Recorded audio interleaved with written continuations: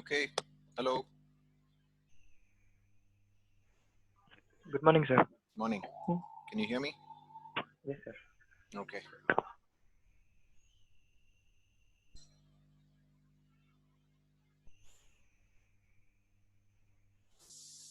All right.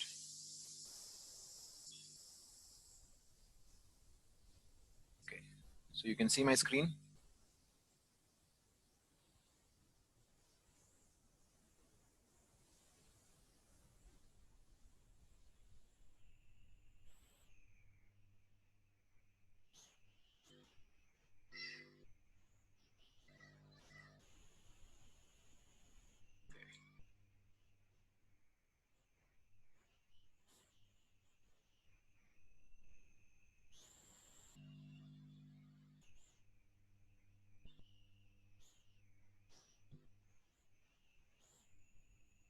All right.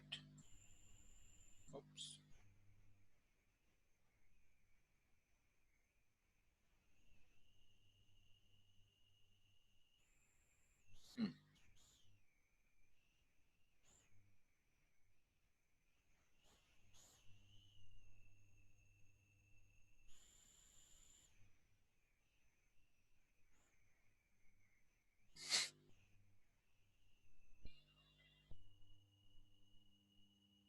Okay.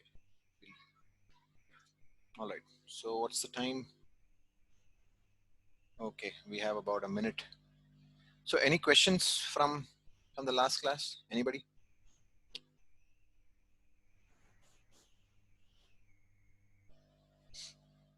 No questions, huh? Okay. Let's see. We have 9 people in the class. Okay. Okay. I have a KK Thakur in the class. Who's KK Thakur?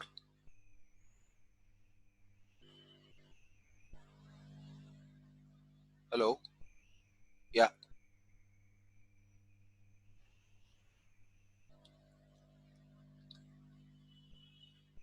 You're on unmute. KK Thakur. You have to tell me who you are and why you are in this class. Is it somebody else's login ID and you are our student?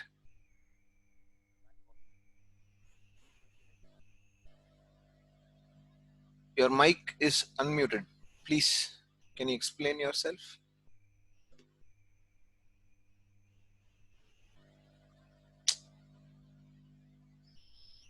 Kaushal Thakur.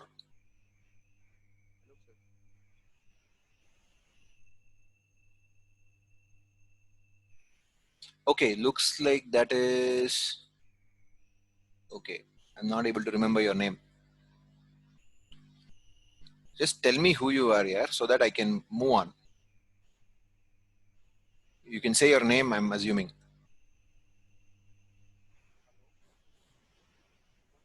Okay, I can't hear you. Okay, maybe just put it in the chat window. Okay, but your face looks familiar. I think you are one of the students in the class. So we'll let that be. Okay.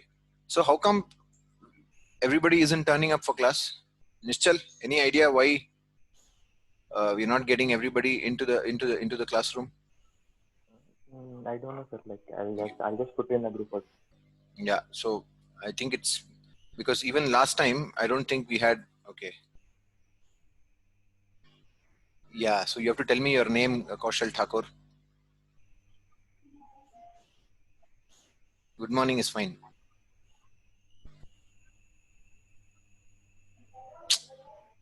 I ask him his name. He says CE18B029. I don't remember. Kaushal. Okay. All right. Okay. All right. Kaushal. Okay. All right. Anyway, so you are our student. I mean, I could recognize your face, but I didn't remember your name. All right. Okay. Shall we get started? It's. I think we are already past time. Okay. So we stopped last class where we're talking about the hydrologic cycle. We'll just get back to that quickly. 1 second. Yeah. So we started off with the hydrologic cycle. So we began in the ocean, and the process that removes water from the ocean is evaporation, right? And then evaporation converts water from the liquid state to the vapor state, and then condensation converts it back from the vapor state back to the liquid state. So it is in the liquid state in the clouds, and then from the clouds it comes down back to the land surface in the form of precipitation. Okay, so we've already spoken about that. And then out of the precipitation that comes back to the earth or the land surface, some of it gets captured by the leaves on the trees. Okay, so that is called interception. Okay, so interception is the part of the rainfall that gets captured by the leaves of the trees, right? It could be small trees, big trees, whatever it is. Some of the rainfall doesn't hit the ground because it gets intercepted by these leaves. Okay, and of course it depends on, if you get into interception, there's multiple levels of understanding that you can gain, right? Because not all trees have the same kinds of leaves. Some trees have big leaves, some trees have small leaves. So this interception, the amount of interception that happens depends on the what is called the leaf area index. Okay, so when you want to understand this in a more detailed manner, which probably if you're interested in pursuing a master's or a PhD in water resources, then you will learn about what is called leaf area index and so on, which is trying to characterize how much interception is happening. Depends on the type of tree, depends on the type of leaves, depends on so many other factors. Okay, so interception is the portion of the precipitation that gets captured by the leaves on the trees. Precipitation minus interception will be the portion of rain that actually hits the ground. Okay, and once it hits the ground surface, multiple things happen. Okay, so let's imagine I have two different kinds of soil or two different kinds of land surface. Okay, so just imagine that rainfall is hitting on two places. I'm going to draw a couple of them. We are going to look at a plan view. Okay.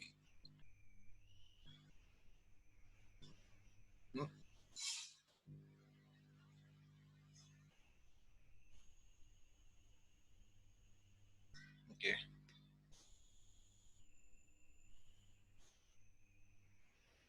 Why am I not able to write on this? Okay, there you go. Okay, so we are back. Okay, so let us say I have rainfall happening on two identical areas. Okay, I'll take two plots which are identical. So let's say this is plot 1 and this is plot 2. Okay, in plot 1 I have let us say sandy soil, and on plot 2 I have concrete. Okay, CONCRETE. Oh, sorry.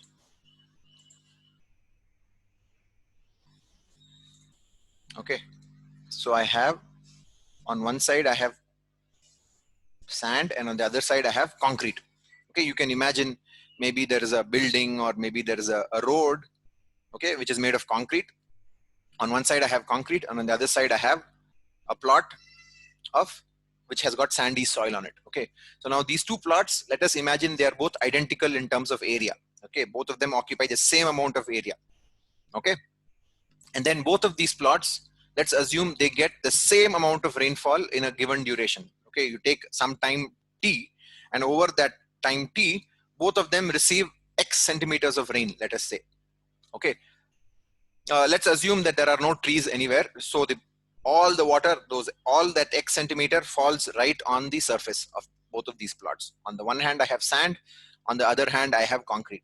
Now what is the difference between how these two plots will behave? Can anybody tell me what happens to this x centimeters of rain? Okay, so let me call out somebody. Chirag.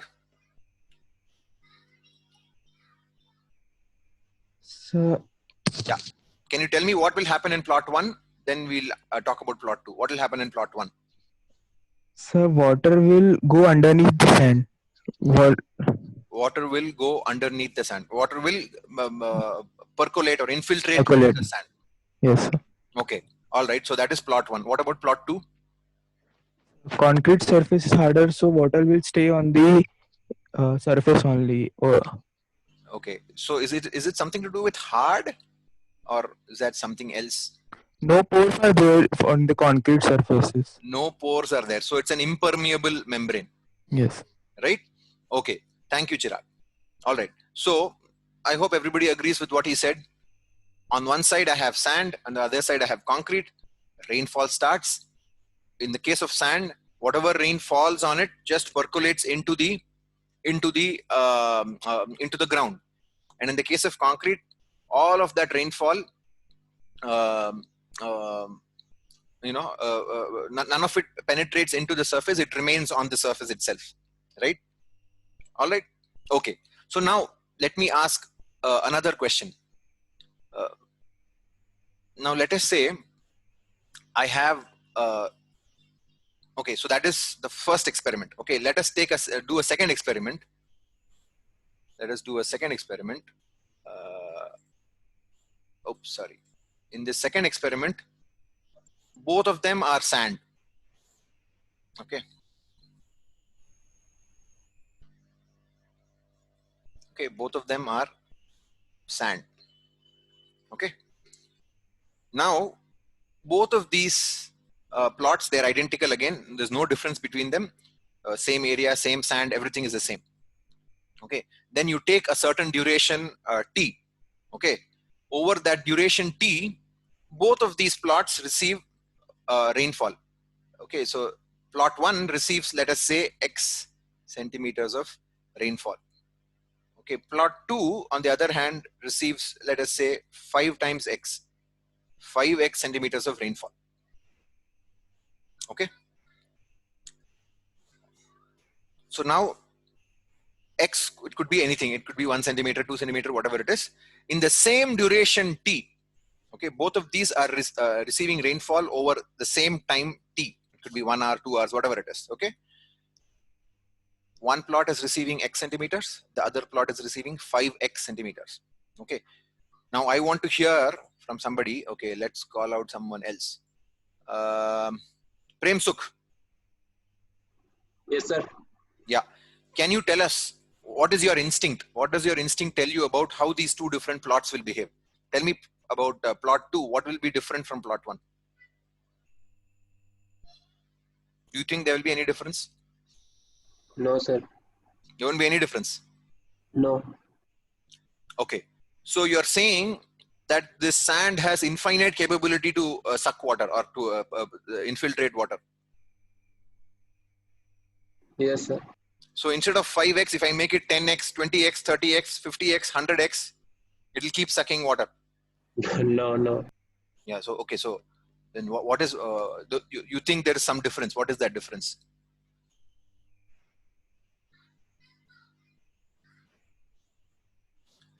Okay. So now let me give you some more details. Let us say. Okay. So let us say this sand is 5 centimeters thick. Okay. Assume that in both of these boxes, the sand is 5 centimeters thick. Okay. And below that 5 centimeters, I have put some plastic sheet, which won't allow water to go in. Right. So I have sand 5 centimeters thick in both these plots. And below that 5 centimeters, I have put a plastic sheet in both the plots, which will not allow water to go below it. Okay. Now tell me.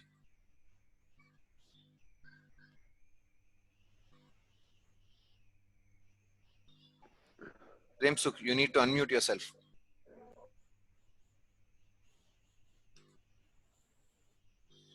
Okay, I have unmuted you. Oh. Hello, sir. Yeah, tell me. Sir, today is my first class. I don't know. Oh, you were not here for the previous two classes. Okay. No, no, But sir. no, but one second. Nothing that I'm saying today has any reference to what has happened before. This is a simple question that just with common sense you can answer. You already answered it. Somehow you answered it. You just tell me, I have sand on two sides. Okay, I've not taught anybody anything that can help them answer this question. This is just a simple question, just common sense. Okay, imagine I have 5 centimeters of sand in both the plots, and in both of these plots, it receives a certain amount of rain in a certain duration. In plot 1, it receives X centimeters of rain. Plot 2 receives 5X or 10X or 20X, whatever it is. Okay, how will plot 1 and plot 2 be different in their behavior? Sir, sand can sink limited water. Okay, so let us say uh, the sand is able to percolate 2x centimeters of water. Yes, sir. Okay, let us say that number is 2x. What will happen in the case of plot 1? The plot once water complete goes down. Completely gets into the sand. Okay, what about in the case of plot 2? Up to 2x, it can suck everything in. The remaining 3x, what will happen to it? It remains, sir. It will remain on the surface. Yes. Right? Everybody Yes. agrees? Okay. Thank you, Prem Sukh. So there's nothing that requires you to have attended the previous classes. Although I'm disappointed you didn't come for the previous 2 classes, let it be. Okay. Okay. So now just think about this. Sand is not going to be present in if you go to different parts of the world. It's not like there's going to be sand present everywhere. Different regions have different kinds of soil, and those different soils have different abilities to infiltrate water. Correct? So if it is sand, it will be like this. If I had sand and clay, then it would be slightly different. Clay has very limited ability to infiltrate water. Okay, whereas sand has much more ability. Okay, so then we can do so many different experiments like this. Instead of having sand and X and 5X, I can have sand and clay and same X and X in both cases. Then you will have a different answer. Okay, so all I'm trying to impress upon you is that the way the land surface will behave depends on what kind of soil is present there.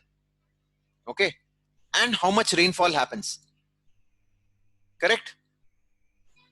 Right? So the behavior of the soil, so soil's behavior, sorry.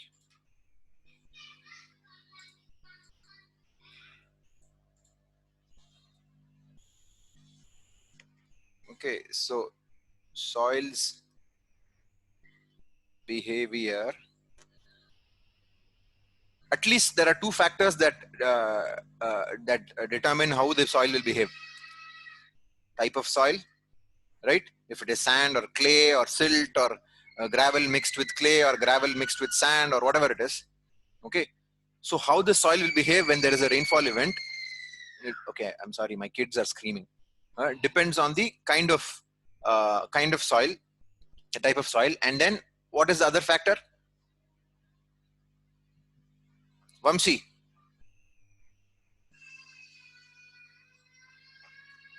Vamsi, please unmute yourself. Sir. Yeah. So the way the soil will behave will depend on the type of soil and what other factor? How much rainfall? Amount of rainfall. Good. Thank you. Amount of rainfall. Right? I didn't understand how does it depend on amount of rainfall. Just now we showed that, right? In the first case we had sand and concrete, same amount of rainfall, but because the okay, huh? What is that? Sorry. मैं बस अब भी आता हूँ. Raza, please unmute yourself. Okay. All right. Okay. Sir, I think it depends only on the type of soil. It No, no, doesn't no. I depend actually on have a the question. amount of rainfall. Sir, what if the land is close to a water body? Yeah, we'll get into all that. Wait. Let's just first try to understand how it depends on the amount of rainfall. Okay, there are other factors also influencing, of course, right? Okay, so does everybody agree that the behavior of the soil will depend on the type of soil? We did an extreme example of sand and concrete. Concrete is completely impervious. But if I have sand and gravel or sand and silt or something else, these two different soils will behave differently given the given the same amount of rainfall. Chakradhar, do you not agree? We just the previous example that we did, the soil was the same in both cases, sand in both the plots. In one plot I had X centimeters of rain, the other plot I had 5X centimeters of rain. And you agree that if you have 5X centimeters of rain, then the behavior of that soil differs because I had more rain. Sir, the behavior didn't differ. Where did it differ? The soil is behaving as a soil. Yeah. No. What I'm saying is, when a given soil is exposed to a certain amount of rain, it will absorb some of the water. It will suck in some of the water. It will allow some water to infiltrate. The rest of it will reject. So that is the soil's behavior, right? Once it fulfills its capacity to hold water, it will say no more water. I can't hold any more water. It's going to stop. It will reject whatever water comes in after that. So in that sense, I'm saying the soil's behavior is different. Yeah, Right? that is the behavior of soil, and that depends only on the type of soil. So what is it to do with the amount of rainfall? Has everything to do with the amount of rainfall. Right? It's like behavior doesn't depend on the amount of rainfall, I think. Okay, so can I say it like this? That the impact that you see depends on the amount of rainfall. Yeah, of course you can say like that. I can say like that. Okay, thank you. So I'll say that. Okay, maybe that's a more okay. Let's not say soil's behavior. We will say the effect of rainfall or the impact of rainfall. Is that okay? Yes, sir. Good. Thank you. So the effect of rainfall depends on the type of soil and the amount of rainfall. Right? So now Raza, he asked another question. What if there's a surface water body nearby? Right? So now let us imagine this. Think of the same two plots that we were looking at. Okay, I have two plots. In one, I have a surface water body very near that plot. In the other case, I have a surface water body far away. Okay, how does that affect how the plot behaves? Does that affect how the plot behaves? Yes, sir. Yep. Can you tell us how? Sir, there'll be already some moisture or water present in the soil. So I think the water intake capacity might reduce. Okay. So what you're talking about is, so what you're saying is, okay, I keep mistaking your voice for Raza's voice because I think your voices sound similar. Sorry, Aditya. So if there's a surface water body nearby, we are talking about the top surface of soil, right? Now the top surface of soil, the effect of the rainfall, in fact, I'll add one more thing here. It also depends on the, okay. Yeah, the moisture content in the soil, the moisture conditions of the soil. Is that okay? It also depends on water table also. No? What is it? What? Water table, groundwater table. Let us ignore water table for now. We'll assume that the water table is, let us say, 10 feet below the land surface. What is happening at the land surface is not so much impacted by the water table. Okay. If the rain continues and continues and continues, then the water table will come into play. For now, let us ignore that. Okay. It will play a role. If there are some areas where the water table is very close to the land surface. Okay. which means, in other words, the moisture content in the soil will be high. That's what it means, right? Is that okay? Sir, Yes. does lakes have anything to do with water table? Lakes and water table. Lakes can have something to do with the water table. We'll talk about it. Okay, let's just hang on for a minute. Okay, so when I say moisture conditions, what I'm trying to say is, let us say this rain is happening. Let us say it's happening today. If yesterday also it had rained, okay, let's imagine plot 1, plot 2, everything is identical. In both plot 1 and plot 2 receive X centimeters of rainfall in the same duration time T. Okay, but in plot 1, there has been some rainfall in the past, whereas plot 2 is completely dry. Understand what I'm saying? Plot 1 has received some rainfall the previous day, whereas plot 2, it's receiving rainfall for the first time maybe in a long time. So plot 2 is perfectly dry. It's been, it's been exposed to the sun for a long time. So the sample is completely dry. The soil is completely dry. There's no moisture left in the soil. In the other case, it has received some rainfall in the preceding 1 or 2 days or whatever it is. So the soil has got a little bit of moisture already in it. So then obviously there will be a difference in the way the soil responds, or the effect of rainfall will be felt, right? Yes, sir. Right? Any questions? Anybody else? Do you all agree with what I'm saying? I've just listed some 3 parameters that you can keep adding more and more. Like people are saying, what about the impact of the water table? Satya. Yes, sir. Yeah, you had a question? No, sir. No, sir. Okay, I thought you unmuted yourself, so I thought you had a question. Okay. Will it depends on temperature? Of course, it depends on temperature. Because whether there will be moisture left in the soil or not depends on what the temperature was. Right? Let us think of another scenario. Okay. Suppose these 2 plots, yesterday both of them received 2 centimeters of rainfall. Okay, both of them become wet, etc., etc. But in plot 1, the conditions are remaining cloudy and the sun doesn't come out between yesterday and today. It's remaining cloudy. There's not much sunlight coming out and all that. Okay. But in plot 2, yesterday there was a rainfall event at 9 o'clock. From 10 o'clock onwards, it started, a lot of sunlight was there. Okay. The sun was really hot, 35 degrees Celsius. So that soil will dry out. Some of the moisture that is present in that soil will dry out. It will evaporate and go away. It will go back. Okay. So then, so now I'll add, in addition to moisture conditions, see, now we are getting into more and more interesting. So the weather conditions will also play a role, right?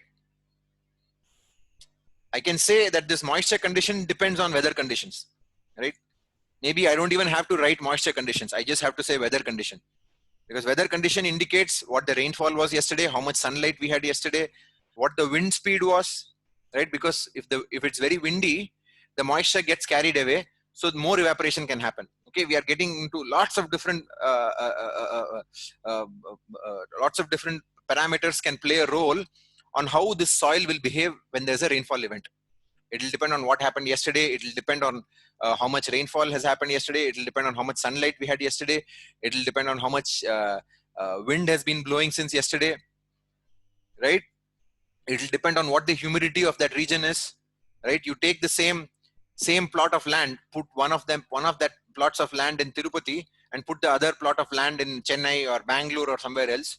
The 2 plots will be very different. Even if you subject them to the same amount of rainfall, just because Tirupati has a dry climate compared to Chennai, which has a very high moisture content, right? So in Chennai, you might not get as much evaporation, even if the temperature is the same, right? Even if the temperature in both places, in Chennai and Tirupati, is the same, because the humidity in Chennai and Tirupati is very different, the amount of evaporation that happens will be different in Chennai and Tirupati, right? So the weather plays a big role in all this. Okay, all I'm trying to explain here is, coming back to the whole point, when that rainfall hits the land surface, what happens? There are only 2 things that can happen. Okay. So Chakradhar, you wanted to ask something? it depends on the ecosystem. Yeah, of course, everything. It depends on what kinds of plants are there, because the plants will also suck out water from through the roots and so on. Depends on lots of things. Okay, I've listed the major things. That doesn't mean these are the only things that it depends on. It may depend on other things also. Okay, so now I'm going to move on. So this is just to tell you how interesting this can get. Okay, I mean, I think this is very interesting. All right. Okay. So now let's say the rainfall has hit the land surface. Okay. This whatever this arrow that I'm drawing here, let us say it comes and hits the land surface. Okay. Oh, I forgot one other important parameter that determines how the soil will behave. The slope. The slope of that location also determines how the soil will behave. Same soil on a flat area, it will be forced to suck in the water. But if it's on a steep area, the water will gravity will take it away. Right? So that also is another factor. Okay. Sir, you forgot one other thing. Latitude, longitude coordinates also. Yeah. So when I say weather condition, latitude, longitude is taken care of. Right? Okay. Right? Means because gravity changes with latitude and longitude. Changes with latitude. Okay, so these are all minor factors. Let us not get into minor factors. We'll appreciate the fact that things can change with location, because with location weather changes. With location, as you're saying, maybe even the acceleration due to gravity value might change. If you are on Mount Everest, you may get one value. If you come down to mean sea level, you will get some slightly different value, but that change is relatively small, right? Whereas the slope of the land surface, it's a more direct, it plays a more direct role in this. Okay. So anyway, so let us say the water is hitting the land surface. Now we are interested in trying to find out how this land surface will behave. Okay. So let us say the water has come and hit the land surface. So this is rainfall. Okay. So depending on the kind of soil here, the kind of conditions and all the other factors, two things will happen. One,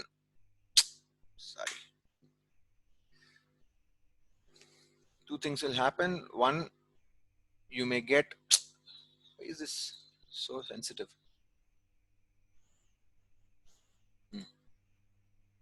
I'm sorry, I'm still learning how to use this.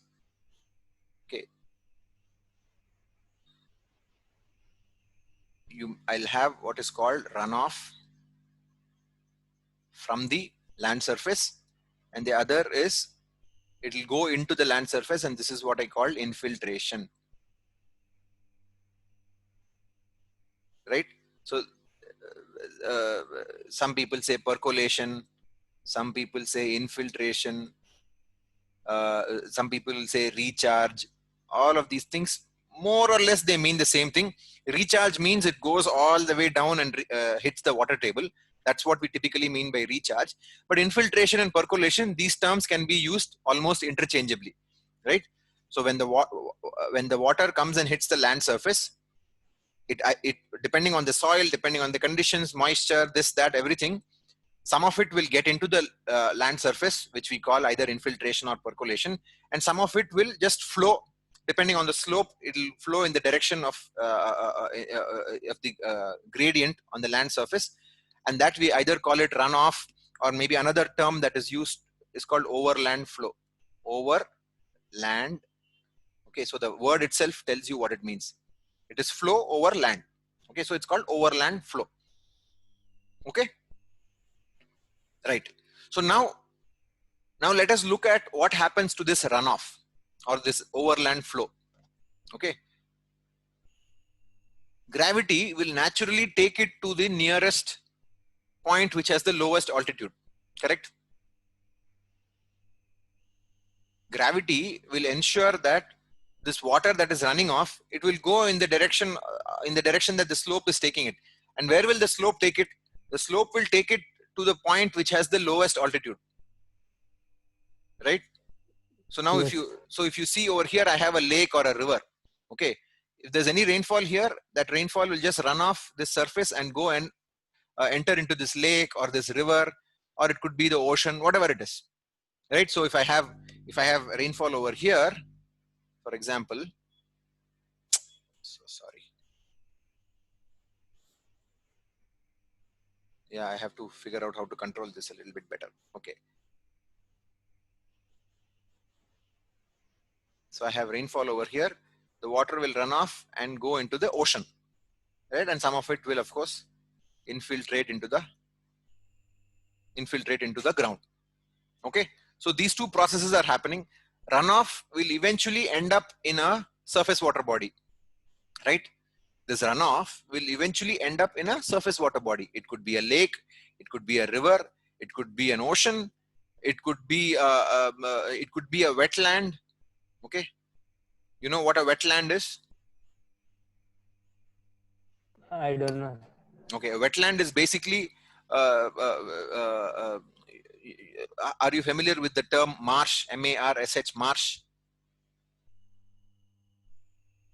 No, sir. Have you heard this? Okay, so a wetland or marsh.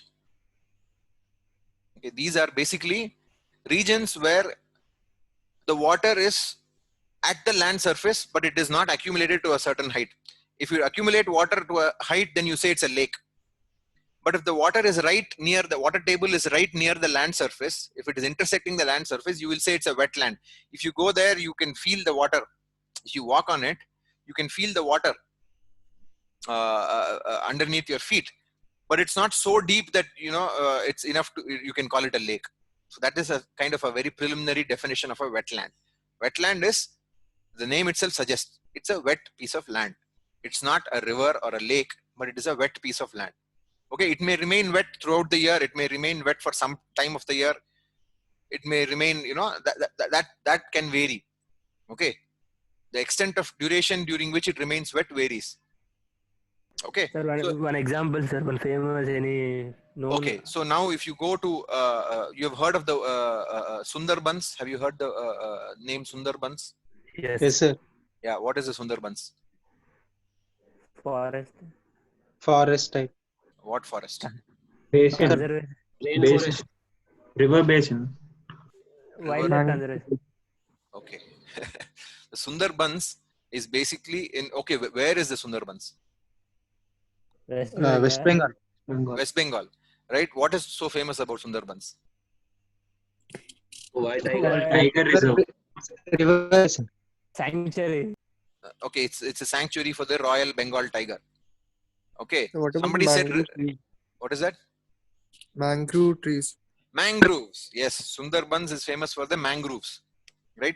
So the Sundarbans, it remains more or less, the water remains very close to the land surface, and it will remain more wet almost most of the time during the year. It will remain wet, but it will not have water to a depth of 5 feet or something like that, right? So if you go to a lake or a pond, water will have some depth, right? It will be 5 feet deep, 10 feet deep, whatever it is. But this wetland, the water will remain very close to the land surface. If you walk through it, maybe the water may come up to your ankles. Okay, it will not you will not get submerged in the water. That's what we mean by a wetland. Okay, now interestingly, when I was doing my PhD was all looking at a special kind of wetland that is found in the US. Okay, so that was my PhD. So that wetland, I've been to that wetland many times. So it never gets completely full of water. It will always remain, the water table will always remain at the land surface, but it will never get completely submerged underwater. So that is what a wetland means. Okay. So anyway, so those are the things that, so what I was trying to say is, Where is that place? that's in the state of Michigan in the US. Okay, there are wetlands all over the country. So in India, you have so many all along the coast. You have wetlands. Okay, some of these wetlands can be wet throughout the year, or they will only get wet during the monsoon season or when there's a rainfall event. Okay, that's possible. Okay, so these wetlands have different ways of they behave differently in different situations. Okay, some of them remain wet throughout the year. Some of them are anyway. So that's a minor point. Okay, let's not get into that. Okay, so basically rainfall that falls, it either runs off or it goes into the ground. Okay, now there's one more thing that can happen. Okay, let us say in this land surface, I have maybe a small depression. Okay, so if I have a small depression in the land surface over here, let's say. Okay, so can you see the small depression that I've drawn over here? Yes, sir. Right. Yes, sir. So when the rainfall happens at this location, what happens in that depression? These small depressions will just get filled with water, right? Yes, sir. Okay. So this depression will. Oh, I'm so sorry. Okay. I don't know. Somehow it's very sensitive today. I didn't have this problem last time. Oh my God. Okay. So I have this kind of a depression which gets filled with water. Okay. So this water, the water that gets filled in this depressions, it's what we call depression storage. Depression means some small undulation in the land surface. Okay. So whatever rainfall happens, it will get filled up. But if the rainfall continues, it will just become part of runoff, right? So if for example, if you take a look at the ground that we have opposite the sports complex in our campus, right? If there's a rainfall event, you will see here and there, there'll be some small patches of water, right? Why do we have those small patches of water on the ground? Because the ground is not perfectly level. Up and down, the land surface is a little bit up and down here and there. So in those ups and downs, in the downs actually, wherever the land surface goes down and comes back up, the water will just collect there. Okay. So that portion of the rainfall that gets filled into these little depressions, that's called depression storage. Just a minor component. It's not a major component, just a minor component. If the rainfall continues for a long duration, it will just overflow and then it will become part of the runoff. Okay. So we've looked at so many different processes now. Okay, let us say the rainfall ends. Rainfall starts at some time and then after 10 minutes or 1 hour, it ends. Okay, so now the water is on the land surface is completely wet. Okay, then what happens? What happens? Let's say the sun comes out and starts shining after that.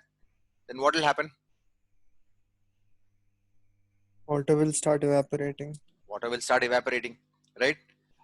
Mm. So here, after the rainfall ends, you may have evaporation from the land surface, right? Okay, I've left myself no place to write anything now. I'm so sorry. Okay, so I'll have to. So I'll just erase some of these things over here. Okay. So once the rainfall has ended, okay, you may get evaporation happening from the land surface. Okay, so you can have evaporation. I'll just write it short form, evaporation. There will be evaporation. Evaporation, of course, is always happening from the lakes and the rivers and all that. What about these trees? These trees are either you go and water them, or they take water from through their roots, through the soil, they are able to extract water. Then what happens to that water? Osmosis. What is that? Evaporation again. They Okay. get into bad. Yeah, so during photosynthesis, some of that water is released back into the atmosphere, right? You know that process, right? Yes. Right. So chlorophyll comes in, and then so the water is, that process is not called evaporation, it's called transpiration. You may have learned this. Yes, sir. Okay. So transpiration, and it is going back into the atmosphere. Okay. So look at the number of processes we've looked at: evaporation, condensation, precipitation, runoff, infiltration, transpiration, interception, depression storage. So many different factors we've looked at. Okay. Now let us go into the groundwater. Okay. So that water that goes into the land will eventually hit the groundwater table. Okay. So let us say this is the groundwater table. Okay, so this blue line that I've drawn, let us say this is the groundwater table. Okay. Now, is this groundwater, is it moving or is it stationary? Water that is under the ground, is it moving or is it stationary? Moving. It's moving, right? The way I've drawn it, it already indicates it as a gradient, right? So this groundwater is also always moving. It will move in the direction, just like runoff will move in the direction of this gradient. Groundwater will also move in this gradient. Okay, and it will end up in the whatever nearest surface water body. So here again you can have groundwater. Here again you may have the groundwater table. Yeah. Oops. Sorry, I'm being a little sloppy today. So I have the groundwater table. Oh, that was unintentional. By mistake, my hand.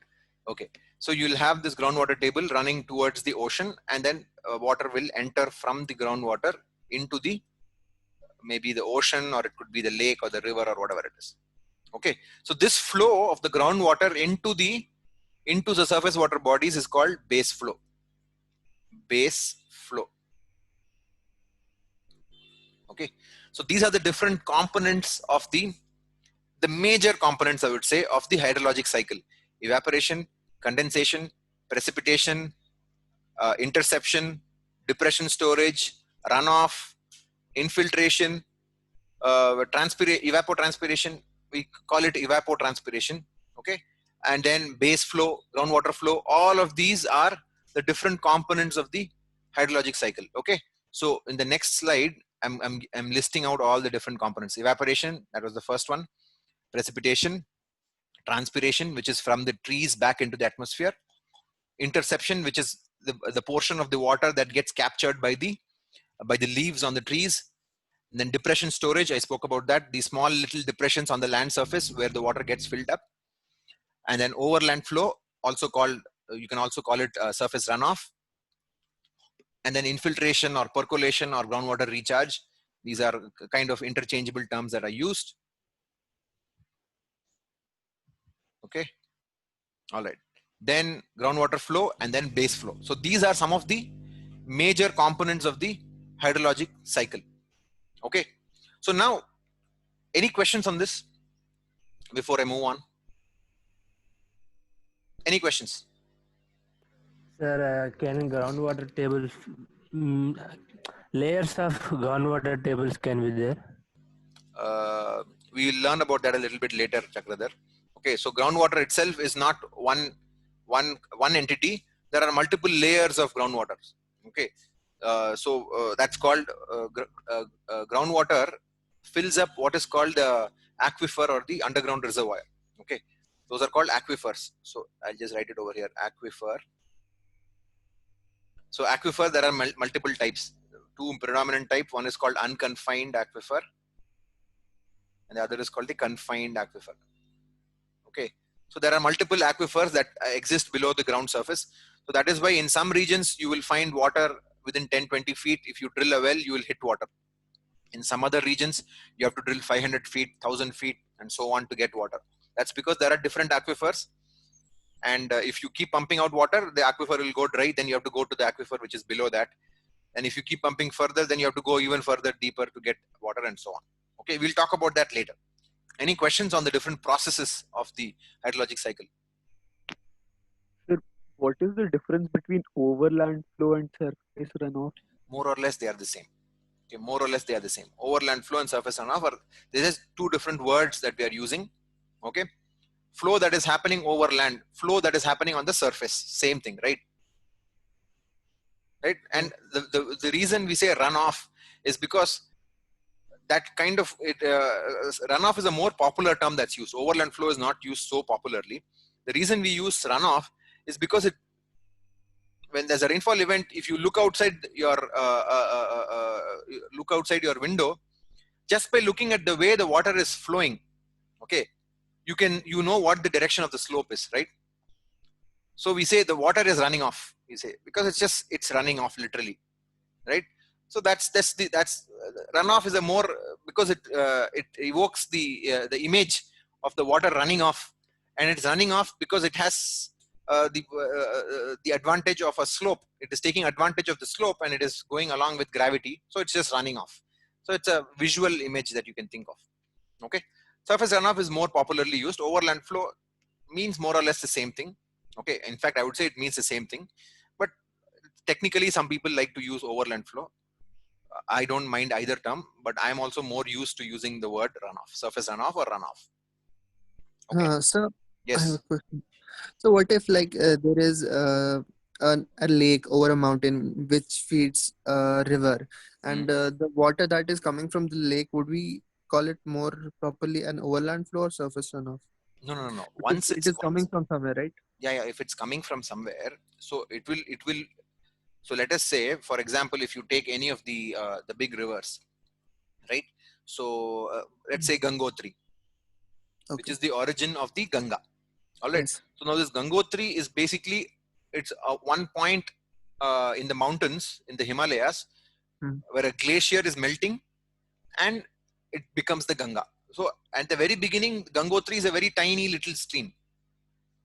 Yes. Okay. But it is following a particular path. When I say surface runoff or overland flow, it is flowing over the entire surface of the land. Whereas if it is flowing along a particular path, that path gets called a river or a stream. Oh, so we can't call it overland flow or Yeah, surface it's not overland flow because it is happening along. Okay, maybe I should add one more thing here. I'll add one more. Surface runoff is different, and then stream flow is different. Stream flow is what happens inside a river.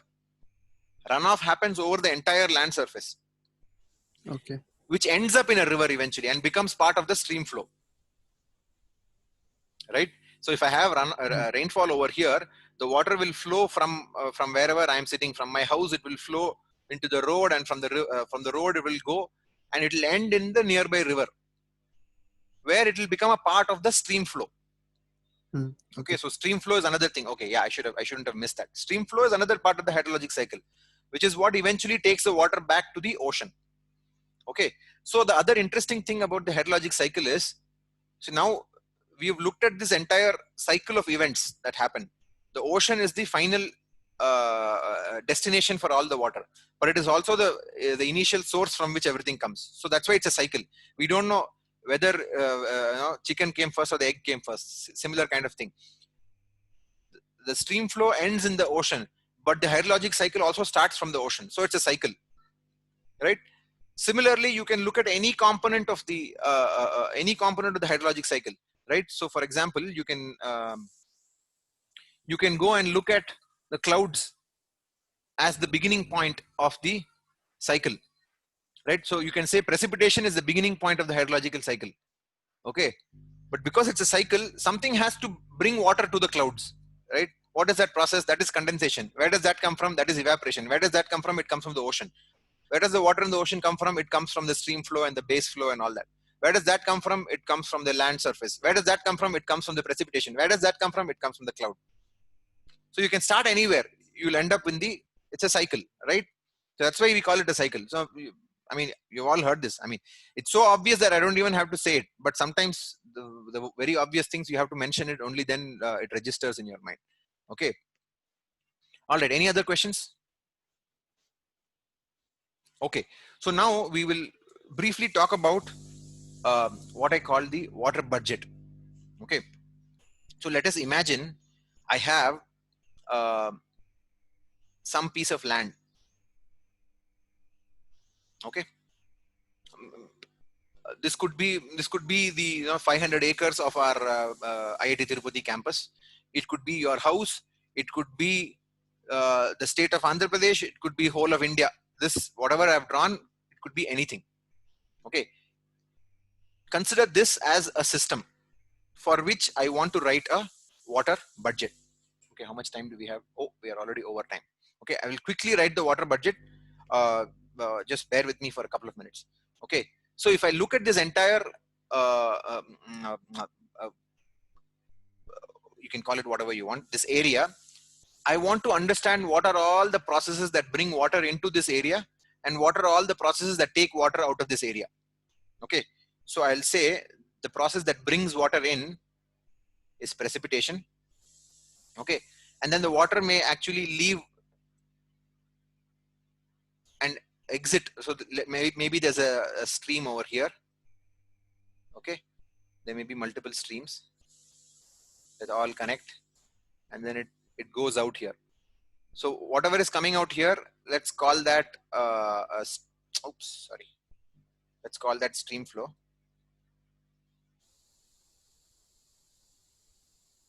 The stream flow is basically what all the runoff that is captured in this area becomes the stream flow. Then you may have some evaporation and evapotranspiration from the trees, transpiration E and T. Okay, so can I not write a water budget that looks like this? For a given time step, the time duration, I can say P minus E minus T minus stream flow equal to, what will it be equal to? Okay, maybe instead of stream flow, I'll call it,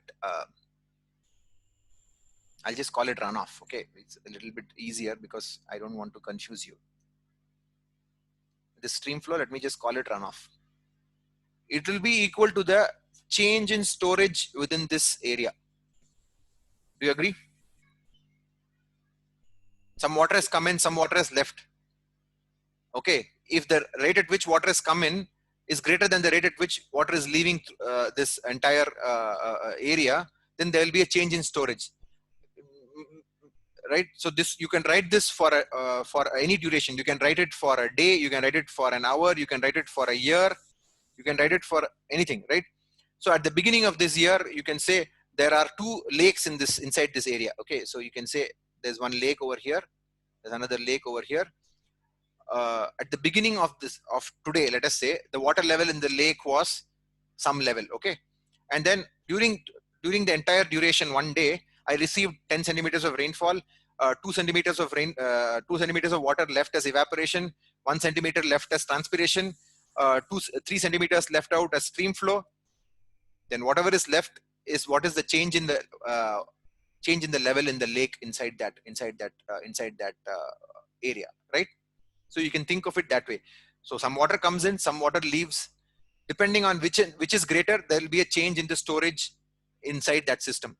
Now the change in the storage can be either surface water storage or it can be groundwater storage. Even the groundwater level can increase or decrease, right, inside this area. So this delta S can be, it could be surface water storage, it could be groundwater storage, it could be soil moisture also. In the beginning, the soil moisture was 2%. At the end of this duration, the soil moisture became 5%. So that 3% is the change in storage in the soil moisture. Okay, so we'll talk about this in the next class. I'm sorry, I've gone over time. We will meet on Monday.